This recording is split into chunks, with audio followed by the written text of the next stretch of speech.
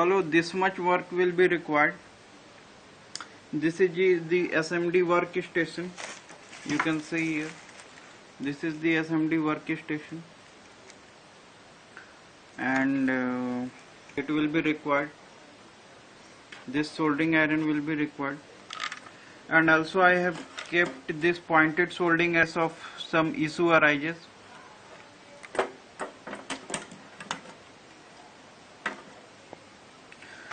This is also required. This is the tweezer. This is the multimeter. It will be required. This is the isopropyl alcohol. This is the isopropyl alcohol. It will be required. IPA. And this soldron flux will be also required. So now we are going to remove, and this capacitor will be removed. These capacitors will be also removed. And now that I will solder on this PCB at here, this capacitor. You can see here, this capacitor will be also removed. It is a faulty one. It is related to this audio jack, and this audio jack section is also faulty, so it will be also removed. Now let us proceed.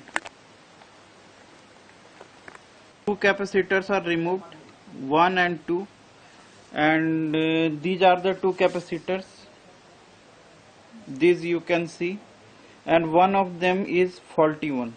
So I am replacing them with this. I am removing.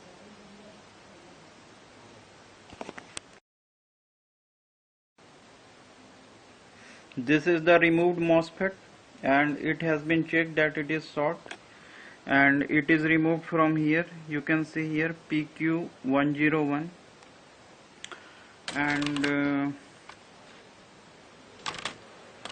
you just see here, this capacitor was faulty. This capacitor was faulty, and it has been removed. This capacitor was faulty, and it has been removed. It is 4.7 microfarad capacitor. Now I will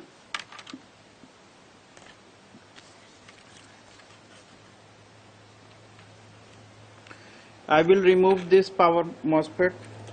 I will remove this power MOSFET and just solder it on that board. So let us see what happens next.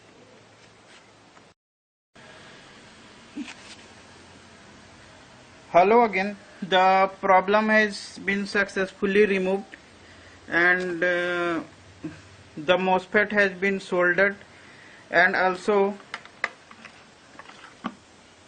this capacitor was removed twice, so it has been also soldered. And now what you will see that I switch on the power. The power is switched on. You see the green light here on the adapter, and it is the connection again, so that I am not doing any kind of fault, and it is connected through adapter, and the light remains green. So next I will assemble the laptop and make it ready. So I have disassembled the laptop, and this is the motherboard of the laptop, and it is very dusty. I will clean this, and this is the section of the wireless LAN,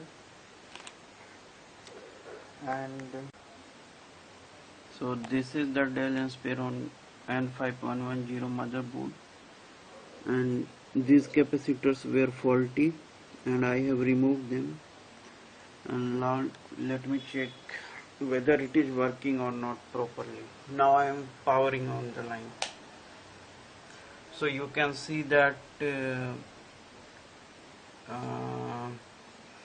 the adapter line is not going off, and it is well connected, and it is also showing the LED is blinking here. So this motherboard fault has been removed, and it will be working. So finally it is working. You can see